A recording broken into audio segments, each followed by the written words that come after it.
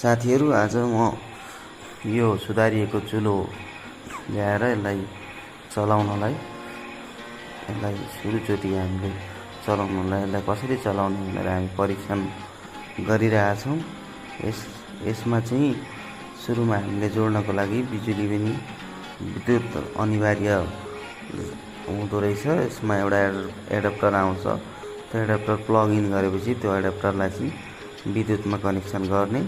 त्यस पछाडि माथिबाट साना 3-4 इन्चका 5 इन्चसम्मका साना टुक्रा दाउराहरू माथिबाट हालेर पहिले त्यो आगो सल्किन दिने। आगो सल्किन दिइसके पछाडि हामीले त्यसमा भएको अन अफ गर्ने स्विच हुन्छ 1 2 3 4 नम्बर। त्यो स्विचलाई चाहिँ बिस्तारै 1 नम्बरबाट सुरु गरेर आगो मजाले बलिसकेपछि आवश्यकता अनुसार र ठुलो सानो 1 2 3 4 आफूलाई कस्तो पाएको पर्छ, कस्तो आगो चाहिन्छ त्यो अनुसार घटाउन बढाउन मिल्दो रहेछ। यसमा थोरै दाउराले धेरै आगो बल्ने, धुवाँ पनि कम आउने र थोरै खर्चमा धेरै काम हुने।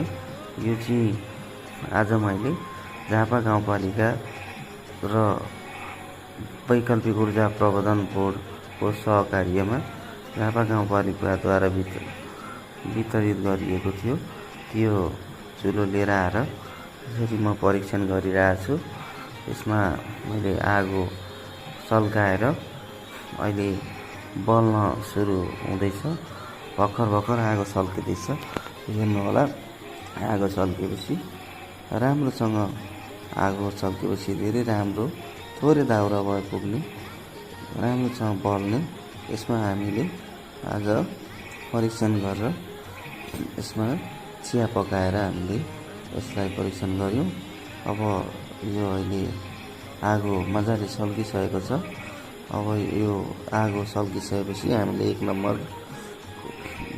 नम्बरमा लगाएर त्यो फ्यानको स्पिड 1 नम्बरमा लगाएर आगो बलिरहेछ। आगो बलिसकेपछि यो यसरी हामीले यसमा देब्रे राखेर हामी चिया पकाउन गइरहेछौँ। यसमा निकै छिटो र सुरुमा अलिकति झन्झट जस्तो लाग्ने जस्तो पनि हुन्छ, तर चलाउँदा जति मलाई चाहिँ यसो हेर्दाखेरि यसको हेर्दा सजिलो लाग्यो। यो जता पनि बोकेर जता पनि सार्न मिल्ने। तर यो चलाउनको लागि चाहिँ बिजुलीको पोइन्ट चाहिँ हामीले राख्नुपर्ने हुने।